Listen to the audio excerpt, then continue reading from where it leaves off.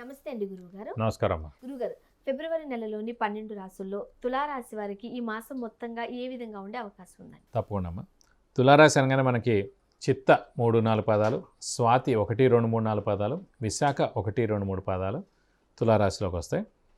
ఈ రాశి వారికి హార్డ్ వర్క్ అనుకుంటే మనకి శుక్రుడు 4వ స్థానంలో చాలా బాగున్నాడు. అలాగే దైవబలం దైవానుగ్రహం సంబంధించిన గురువు మటుకు 7వ స్థానంలో 100కు 100 ఉన్నాడు. తాకట్టులో ఉన్న బంగారాన్ని విడిపించి ఆ రోజు ఆన్లైన్ రేటుకే మేము కొంటాం. Sharma gold company. అలాగే శని యోగకారకుడు అయ్యాడు. చతుర్థ పంచమాధిపతి అయిన శని యోగకారకుడు, లక్ ఫేవర్ చేసే గ్రహమైన శని మటుకు పంచమ స్థానంలో స్వస్థానం నుండి 90% అదృష్టాన్ని చేకూరుస్తున్నాడు. కాబట్టి అన్ని రాశుల కన్నా కూడా తులారాశి వారికి అత్యద్భుతంగా ఉందని చెప్పుకోవాలి ఈ మాసం. ఈ రాశి వారికి ముఖ్యంగా 7వ స్థానంలో గురువు ఉండడం చేత సాధారణంగా కొంతమంది జాతకంలో లగ్నం నుంచి అంటే ఇండివిజువల్ జాతకంలో లగ్నం నుంచి 7వ స్థానంలో గురువు ఉంటే కనుక టెంపుల్ కట్టించడం, ఓల్డ్ ఏజ్ హోమ్ కట్టించడం, లేదా ఎన్జిఓ ఆర్గనైజేషన్ స్టార్ట్ చేయడం, ఈ మూడిట్లో ఏదైనా చేస్తారు. డైరెక్ట్గానే చేస్తారు, లేదంటే సహాయ సహకారాలు మంచి పనులు చేస్తారు. మెయిన్ పనులు మంచి పనులు. కాబట్టి ఈ తులారాశి వారికి అనుకోండి అదృష్టంగా ఇప్పుడు 7వ స్థానంలో గురువు ఉన్నాడు. కాబట్టి ఈ ఏప్రిల్ 2024 దాకా గురువు 7మలో ఉంటారు. కాబట్టి ఖచ్చితంగా వీడికి ఎప్పటి నుంచో కొంతమంది మటుకు, అందరికీ ఉండాలని రూల్ ఏం లేదండి, కొంతమంది మటుకు టెంపుల్ కానీ, ఎన్జిఓ ఆర్గనైజేషన్ కానీ, గుడి కానీ, ఓల్డ్ ఏజ్ హోమ్ కానీ కట్టడానికి ఇష్టపడుతూ ఉంటారు, లేదంటే దాని సహాయ సహకారాలు చేయాలని ఇష్టపడుతూ ఉంటారు.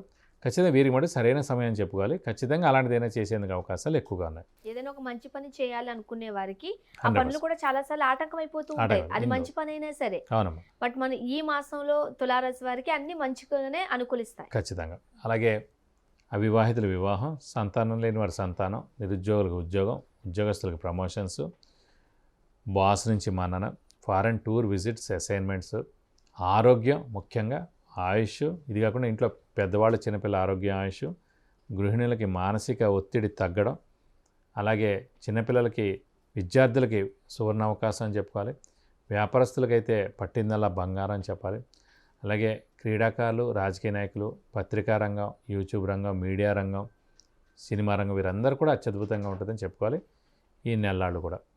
కాబట్టి ముఖ్యంగా అదృష్టం ఎప్పుడైతే బాగుంది, అలాగే దైవబలం బాగుందో, మన హార్డ్ వర్క్ కొద్దిగా చేస్తే చాలండి. ఎక్కువ కూడా అక్కర్లేదు, 30-40% చేస్తే చాలు. నేను మిగతా 100కు 100 ఉన్నాయి కాబట్టి కొంచెం ఇది సరైన సమయం కాబట్టి ఏప్రిల్ దాకా అత్యద్భుతంగా ఉంది కాబట్టి కొంచెం బాగా కష్టపడండి. ఎందుకంటే మళ్ళీ ఏప్రిల్ తర్వాత 8వ స్థానంలోకి వెళ్ళిపోతాడు గురువు. అప్పుడు గురుబలం తక్కువగా ఉంటుంది. ఎంత శని బలం బాగున్నా కూడా గురుబలం తక్కువగా ఉంటే మనకి 70% పని అవుతుంది, మిగతా 30 అవ్వదు. మీరు 100% ఒక ప్రాఫిట్ రావాలనుకుంటాను అనుకోండి, 70% వస్తుంది. అందుకే ఏప్రిల్ దాకా అత్యుత్తమంగా ఉంది కాబట్టి మీరు ఇంకా బాగా కష్టపడండి, ఇంకా బాగా తిరగండి, స్మార్ట్ వర్క్ చేయండి. హార్డ్ వర్క్ అందరూ చేస్తారు, స్మార్ట్ వర్క్ ఎవరైతే చేస్తారో వాళ్ళు బాగా సక్సెస్ అవుతారు. చాలా కొద్దిమంది ఉంటారు, వాళ్ళు ప్రొఫెషనల్స్గా ఉంటారు. కాబట్టి స్మార్ట్ వర్క్ చేయండి, ఖచ్చితంగా మీరు సక్సెస్ అయ్యేందుకు అవకాశాలు ఎక్కువగానే చెప్పుకోవచ్చు. అలాగే ముఖ్యంగా కుజుడు కూడా ఉచ్చస్థానంలో ఉన్నాడు 4th హౌస్లో. సో వీరు ఏమైనా స్థలం కానీ, ఇల్లు కానీ, పొలం కానీ కొనాలన్నా, గృహం కొనాలన్నా కూడా ఖచ్చితంగా ఇది సరైన సమయం అని చెప్పుకోవచ్చు. కొంచెం గట్టిగా ప్రయత్నిస్తే కనుక గృహయోగం కూడా వచ్చేందుకు అవకాశాలు ఎక్కువగా ఉన్నాయి. ముఖ్యంగా వివాహాల గురించి అందరూ చూస్తూ ఉంటారండి, మనకి ఈ నెలలోనన్నా వివాహం కుదురుతుందా, వివాహం అవుతుందా అంటూ. మరి వివాహాలు చేసుకోవాలనుకునే వారికి కావచ్చు, పేరెంట్స్కి కావచ్చు, పిల్లలకు కావచ్చు, ఏ విధంగా ఉండే అవకాశం? సాధారణంగా వివాహం చూడాలంటే 7వ స్థానాన్ని చూడాలండి. 7వ స్థానం బట్టే వివాహం చెప్తారన్నమాట. కాబట్టి అనుకోకుండా ఈ తులారాశి వారికి 7వ స్థానంలోనే గురువు ఉన్నాడు.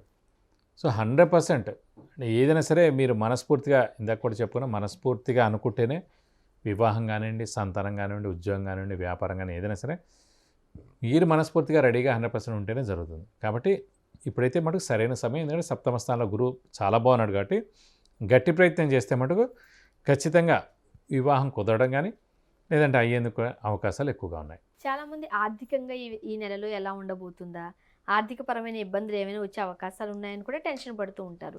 మరి వారి కోసం ఏం చెప్పారు? ఆర్థికంగా మటుకు అత్యుత్తమంగా ఉందండి. ఎందుకంటే గురువే మెయిన్ ధనకారకుడు అయ్యాడు, గురువే ధనాన్ని సూచిస్తాడు కాబట్టి ఆర్థికంగా చాలా బాగుంటుంది. ఎందుకంటే 7వ స్థానంలో గురువు ఉన్నాడు కాబట్టి. అలాగే శని బలం కూడా పరిపూర్ణంగా ఉంది.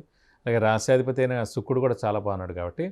అలాగే ద్వితీయ స్థానాధిపతి, ముఖ్యంగా ధనకారకుడు, ధనస్థానాధిపతి ద్వితీయాధిపతి అవుతాడు కాబట్టి తులారాశికి వృశ్చిక రాశి ద్వితీయ స్థానం అవుతుంది కాబట్టి దాని అధిపతి అయిన కుజుడు ఉచ్చలో ఉన్నాడు కాబట్టి ఖచ్చితంగా ఆర్థికంగా మటుకు ఈ నెలలు అత్యద్భుతంగా ఉంటుందని చెప్పుకోవాలి తులారాశి వారికి. ముఖ్యంగా అందరికీ మంచిగానే ఉంటుంది, రైట్, అన్ని గ్రహాలు అనుకూలిస్తున్నాయి కాబట్టి 30-40% హార్డ్ వర్క్ పెడితే మంచిది అని చెబుతున్నారు. అవును. మరి వాళ్ళు ఏదైనా పరిష్కార మార్గాలు పాటించాల్సి వస్తే ఎటువంటి పరిష్కార మార్గాలు పాటించాలి? సాధారణంగా ప్రస్తుతానికి అయితే తులారాశి వారికి ఏ పరిష్కార మార్గాలు అవసరం లేదండి. అయినా కూడా వీరు ఎక్కువగా పూజించాల్సింది మటుకు మనకి ముఖ్యంగా పంచమ స్థానాధిపతి శని అయ్యాడు కాబట్టి ఆంజనేయ స్వామిని ఎక్కువగా ఆరాధిస్తే మంచిది.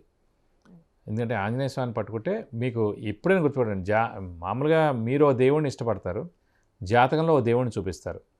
అలాగే మనకు జరిగే దశలు బట్టి కూడా ఒక్కొక్క దేవుడిని మనం పూజిస్తుంటాం. ఉదాహరణకి సూర్యుడు ఫస్ట్ ఎవరైనా ఉత్తరాషాఢ నక్షత్రం, కృత్తిక ఉత్తరాషాఢ నక్షత్రంలో పుట్టినవాడు రవి నక్షత్రంతో స్టార్ట్ అవుతుంది, రవి దస్తాడు.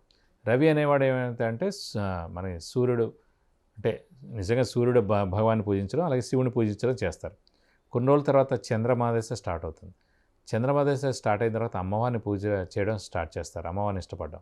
తర్వాత మళ్ళీ కుజుడు వస్తాడు. కుజుడు వచ్చినప్పుడు సుబ్రహ్మణ్య స్వామిని ఇష్టపడతాడు, అలాగే శివుడిని ఇష్టపడతాడు. అదైన తర్వాత రాహుదేశ వస్తుంది. రాహుదేశ వచ్చినప్పుడు కంప్లీట్గా మారిపోయి అమ్మవారిని పూజించడం స్టార్ట్ చేస్తారు. మళ్ళీ గురువు వస్తాడు. గురువు వచ్చినప్పుడు మళ్ళీ దత్తాత్రేయ స్వామి కానివ్వండి, లేదంటే ఈ సాయిబాబానే కానివ్వండి, లేదంటే ఆయనకి శివుడిని కానివ్వండి చేస్తారు. అలాగే గురువు తర్వాత శని వచ్చినప్పుడు ఆంజనేయ స్వామిని పట్టుకుంటారు. శని తర్వాత బుధుడు వచ్చినప్పుడు మళ్ళీ వెంకటేశ్వర స్వామి కానీ వినాయకుడిని కానీ పట్టుకుంటారు. కేతు దశ వచ్చినప్పుడు వినాయకుడిని, అలాగే మళ్ళీ శుక్రుడు వచ్చినప్పుడు అమ్మవారిని.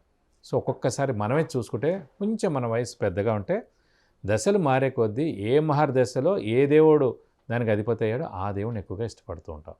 సో అలా మారుతూ ఉంటాయి అన్నమాట. కాబట్టి కానీ మన జాతకంలో మటుకు మన లగ్నం నుంచి పంచమ స్థానాధిపతి ఎవరైతే ఉన్నారో లేదా పంచమ స్థానంలో ఏ గ్రహం అయితే ఉన్నారో ఆ దేవుడిని పట్టుకుంటే మనకి అదృష్టం వస్తాయన్నమాట. కాబట్టి తులా లగ్నం కానీ తులారాశి వారికి కానీ ఖచ్చితంగా పంచమ స్థానంలో మనకి శని అయ్యాడు కాబట్టి ఖచ్చితంగా ఆంజనేయ స్వామిని ఎక్కువగా పూజిస్తే మంచిది.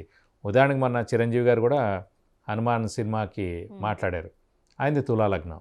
పంచమాధిపతి ఎవరయ్యారు మనకి కుంభరాశి అధిపతి శని అయ్యాడు. సో అందుకు పోనీ రాశి నుంచి చూసుకుందాం. రాశి అయింది కన్యారాశి, పంచమాధిపతి మకర రాశి అధిపతి శని అయ్యాడు.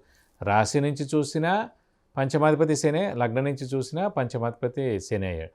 కాబట్టి శనికి మనం పూజ చేయాల్సిన దేవుడు వచ్చేసి ఆంజనేయ స్వామి. కాబట్టి ఆంజనేయ స్వామిని ఎక్కువగా మీరు పట్టుకుంటే తులారాశి వారు మీకు అన్ని విధాలా మంచి చేకూరుతుంది. గురుగారు, ఫిబ్రవరి నెలలోని ద్వాదశ రాశుల్లో తులారాశి గురించి వివరించారు. అలానే తులారాశి గల వారు ఎటువంటి నియమ నిబంధనలు పాటించాలి, చక్కటి పరిష్కార మార్గాలు అందించారు. ధన్యవాదాలు. నమస్కారం.